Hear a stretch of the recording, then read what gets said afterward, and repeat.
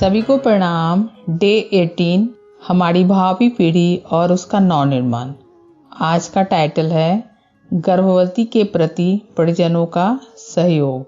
अभी तक हम लोगों ने पिछले स्वाध्याय में पढ़ा कि कैसे घर के परिजनों का भी ये दायित्व बनता है कि एक गर्भवती महिला को कैसे कैसे सपोर्ट किया जाए। उसी से संबंधित आगे भी बताया जा रहा है कि कैसे परिजनों का सहयोग हो। मतलब हर हाल में इस तरह से मतलब प्रयास होना चाहिए, इस तरह का घर का माहौल होना चाहिए। ये सभी परिजनों का दायित्व बनता है कि घर में हर्षोल्लास का माहौल हो, ताकि गर्भिणी का मूड जो है, उस जो प्रेग्नेंट महिला उसकी मूड अच्छा रहे और गर्भस्थ बालक पर उसका अच्छा प्रभाव पड़े। इसमें जो गर्भवती महिला होती है उसका भी इसमें मतलब सकारात्मक सपोर्ट होनी चाहिए।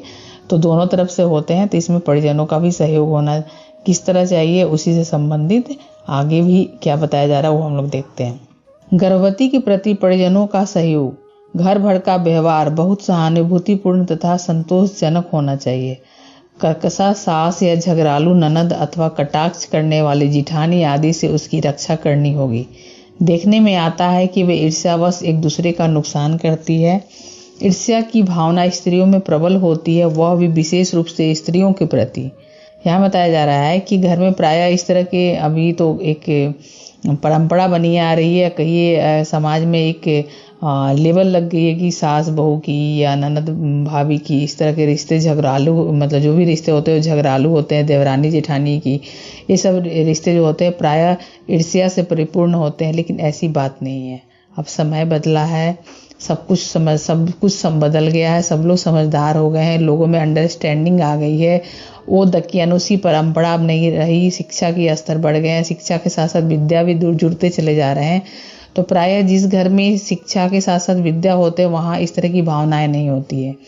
पहले भी हम जानते हैं कि ज्वाइंट फैमिली हुआ करती थी, तो कितने मतलब सहकार के साथ, प्यार के साथ वो घर में बच्चे पल बढ़ जाते थे। अभी धीरे धीरे न्यूक्लियर फैमिली का एक बड़ी पार्टी चला, लेकिन इसमें भी लोग कमी महसूस करते हैं कि कैसे बड़े बुजुर्ग की ज़रूरत होती है, खास करके बच्चे के लालन पालन में। तो ऐसी बात नहीं है। अब हम लोग समय बदल चुका है, प्रसंगवश हम लोग ये समझने भी लगे हैं कि सब लोगों का घर में महत्व है, बड़े बुजुर्ग सबका भी महत्व है। और उसकी कमी के बगैर अभी देखिए बच्चे कैसे कुसंस्कारी होते चले जा रहे हैं, श्रृंखल होते चले जा रहे हैं। वो स्वच्छंदता एक अलग बात होती है और स्वतंत्रता एक अलग बात होती है। इसको कहीं ना कहीं गलत डिफिनेशन इसका जा रहा है। तो अब हम देखते हैं इसका महत्व सब लोग समझ रहे हैं कि ज्वाइंट फैमिली का एक अलग महत्व था, है और रहेगा भी।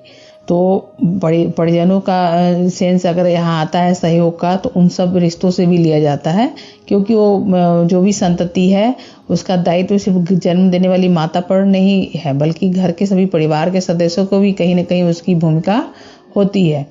तो स्त्रियों के प्रति जो ईर्ष्या की भावना होती है, ये ऐसा होता चला जा रहा है और ऐसा कहा जाता है कि मूलतः स्वभाव ऐसा होता है, लेकिन नहीं। जहाँ अंडरस्टैंडिंग होती है वहाँ एक समझ विकसित हो जाती है। तो इन सब चीज़ों को भी मतलब दरकिनार किया जा सकता है। पोता या भतीजा होने पर घर की बड़ी बुढ़ियाँ लाखों लुटाएंगी, पर गर्भवती माता की उपेक्षा करने और उसके आराम तथा खान पान की ओर से लापरवाही दिखाने में उन्हें संकोच नहीं होता। यहाँ बताया जा रहा है वही बेटा और बेटी की फर्क की बात बताया जा रही है कि जब बेटा और बेटी में जब लिंग भेद की बात जब होती थी तब की बात है। अब तो एक ही बच्चे अच्छे, चाहे वो लिंग कोई भी हो, जेंडर कोई भी हो, चाहे वो लड़की हो या लड़का, तो ये भी अब समय के हिसाब से ये प्रचलन बंद हो गया है। अब सभी एक ही संतान, लेकिन अच्छे संतान चाहते हैं, अच्छी संतान की सबकी कामना होती है। तो उसी से संबंधित ये हमारी भावी पीढ़ी और उसका नवनिर्माण है कि हम अपनी संतान यदि मतलब जो भी हमारी संतति होगी वो कैसे उत्कृष्ट बनेगी, उसी से ऑडियो का या स्वाध्याय का संबंध है। तो ये अब बात नहीं रही कि बेटे बेटी में फर्क, अब ज़्यादा ये समझा जाने लगा। पहले से अब लोग में काफ़ी लोगों की सोच में परिवर्तन आए हैं।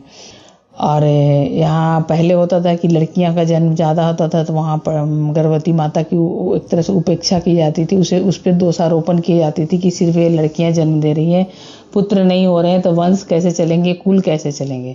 लेकिन अब इन सब बातों का महत्व धीरे धीरे कम होते जा रहा है। अब ये सब बिल्कुल निर्किष्ट बातें समझी जाने लगेंगी। हालांकि ये कभी भी है, अभी भी कहीं कहीं है ऐसा, लेकिन अब बहुत ही कम हो गया है पहले से। ये होना भी चाहिए, क्योंकि लड़कियां और लड़कों एवं लड़कियों में कोई अंतर नहीं है। सभी दोनों ही भगवान के बनाए हुए उत्कृष्ट कह सकते हैं जीवात्मा है, और वहाँ हम कहीं हस्तक्षेप नहीं कर सकते हैं। समाज में जो लड़कियों के प्रति दकियानुसी ख्याल है, उसके प्रति कहीं ना कहीं हम भी मतलब दोषी हैं। अब हम सोचे किस लेवल के दोषी हैं, तो ये सपोर्ट करने के रूप में है, या न्याय सहने के रूप में है, या लांछन लगाने के रूप में है, जिस रूप में है, तो उसको अभी हम यहाँ से इरेज कर दें और देखें कि हम क्या क्या कर सकते हैं।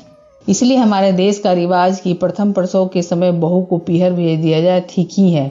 माँ के घर वो अपना कष्ट भी निसंकोच कह सकती है। साथ ही ममतामयी माँ अपनी लाडली की व्यवस्था यथाशक्ति करती है।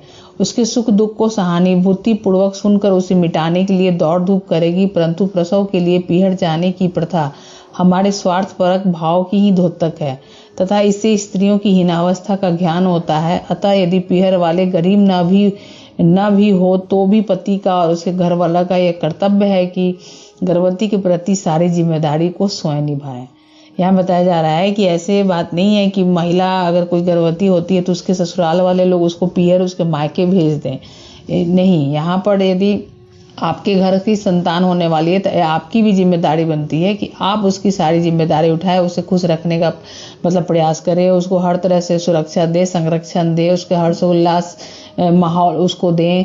आप अपनी जिम्मेदारी को स्वयं उठाएं। उसे ये ना सोचें कि वो मायके चली जाए और अपनी भार मुक्त हो जाए, बल्कि उसका भार उठाएं, उसको आप जो कर सकते हैं उसके लिए हर उस काम को करें ताकि गर्भस्थ बालक पर सकारात्मक प्रभाव पड़े।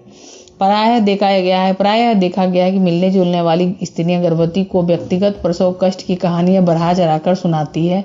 इससे गर्भवती भयभीत हो जाती है। फलस्वरूप बालक को जन्म देते समय उसके स्नायु ढीला न होकर तने रहते हैं, जिससे उसको अधिक कष्ट होता है। यह वेदना प्रायः फैशन परस्त तथा नियमों उल्लंघन करने वाले उन स्त्रियों को होती है जो बालक के जन्म को एक अस्वाभाविक और स्वास्थ्य बलिदान की घटना समझती है।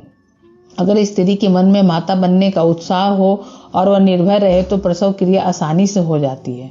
यहाँ बताया जा रहा है कि प्रसव कष्ट की कहानियां सुनाकर गर्भवती महिला को एक तरह से आर्टिफिशियल भयभीत कर दी जाती है, जिसका प्रभाव क्या होता है, गर्भस्थ बालक के पर पड़ता है। उसके स्नायु ढीले न होकर तने होते हैं और अधिक कष्ट होता है। तो इसलिए एक गर्भवती महिला को ये मन से पीड़ा का जो भाव है वो हटा देना चाहिए और मन में माता बनने का उत्साह बना रहना चाहिए, क्योंकि निर्भीकता का भी प्रसव क्रिया पर बहुत ही प्रभाव पड़ते हैं। गर्भवती के अभिभावकों का यह कर्तव्य है कि वो होने वाले बच्चे के प्रति माता की ममता तथा उत्कृष्टता जागृत करे। उसके छोटे छोटे कपड़े, टोपी, मोजा, गुदरी, गिलाफ, नैपकिन आदि सीने बुनने के काम से गर्भवती का मनोरंजन तो होगा ही, साथ ही भावी संतान के लिए कुछ कष्ट सहने आदि की भावना का विकास होने से प्रसव पीड़ा के भय को दूर करने अथवा सहने के लिए मानसिक बल भी प्राप्त होगा तथा दुग्ध ग्रंथियों को भी उत्तेजना मिलेगी, जिससे जन्म के बाद बच्चे को पर्याप्त दूध मिलेगा। कितनी बड़ी बात है। यहाँ भावनात्मक विकास की बात की जा रही है कि अगर आने वाली जो संतान है उसके लिए सिर्फ ना एक गर्भवती महिला उत्सुक रहे, बल्कि उसके घर के जो भी परिजन है उसको भी उसकी उत्सुकता को जागृत करने के लिए, उसके अंदर ममत्व को जागृत करने के लिए, उस आने वाली संतति के लिए छोटी छोटी तैयारियां करे। जो प्रायः हुआ भी करता था कि उनके लिए जो आने वाली संतान होती है उसके पहले से कपड़ों की सिलने की तैयारी की जाती थी, टोपी मोजा बुने जाते थे। ऐसा प्रयास किया जाता है ताकि अब तो सब कुछ रेडीमेड खरीद कर लाओ और सब हो गया, लेकिन वो भावना नहीं आ पाती है जो भावनाएं पहले हुआ करती थी। तो इसी तरह भावी संतान के लिए कुछ सहने आदि का भाव विकास होने से प्रसव पीड़ा की भय, क्योंकि उसको लगता है कि मेरे साथ साथ सब लोग भी वही मतलब तैयारी कर रहे हैं, मेरी भावना के साथ साथ हैं, वो लोग समझ रहे हैं। तो इससे जन्म के बाद बच्चे को क्या होता है, पर्याप्त उसको एक तरह से एक्सेप्ट करने में उसे आसानी होती है और उस प्रसव पीड़ा को भी सहने में उसके अंदर एक भावनात्मक विकास हो जाती है और कहीं ना कहीं ये पीड़ा उसकी कम हो जाती है। जच्चा का कमरा पहले से ठीक कर लेने में कई लाभ है। एक तो गर्भवती को एकांत में उठने बैठने की सुविधा रहती है। दूसरी बात, बच्चे के स्वागत की उत्सुकता उसे मानसिक रूप से प्रसव काल के लिए तैयार रहने की प्रेरणा देती रहती है। बच्चे के जन्म पर अचानक सभी चीज़ों का प्रबंध करना सरल नहीं होता।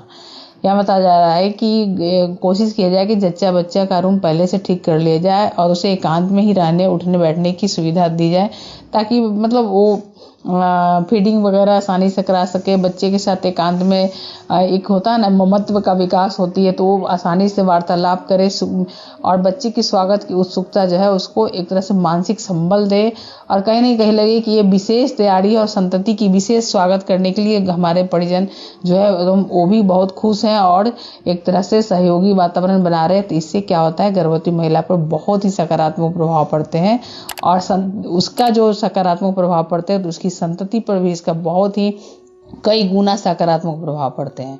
क्योंकि एक गर्भवती माँ खुश रहेगी तो उस गर्भस्थ न सिर्फ बालक बल्कि जो प्रसव पीड़ा उसके सहने की पीड़ा होती है वो भी कम हो जाती है। तो इस तरह हम छोटे छोटे जरूरतों को पूरा करके उसकी भावनात्मक विकास करके गर्भवती के प्रति परिजनों का सहयोग बहुत ही महत्वपूर्ण है, जो आने वाली पीढ़ी का नवनिर्माण करने में एक सहयोग का एक बहुत बड़ा एग्जाम्पल है। तो हम लोग इस चीज़ को समझें और अपने अंदर वे संवेदना विकसित करें कि भावी पीढ़ी के नवनिर्माण के करके हम कैसे एक परिवार में, एक समाज में, एक राष्ट्र में, एक विश्व में हम कैसे उत्कृष्ट से उत्कृष्ट संतति का जो कह सकते हैं उत्पन्न करने में अपनी सहयोग दे सकते हैं। इस भूमिका को समझें। सभी को धन्यवाद। आशा है कि सभी लोग इस स्वाध्याय को समझ रहे होंगे और अपनी अपनी भूमिका के लिए तैयार हो रहे होंगे कि कहाँ वो क्या कर सकते हैं।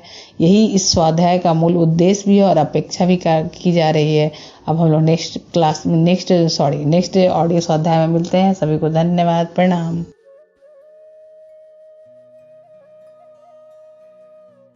हमारे YouTube चैनल को सब्सक्राइब करें और बेल आइकन को दबाकर ऑल पर क्लिक करें ताकि आने वाले सभी वीडियोस की नोटिफिकेशन आपको मिलती रहे।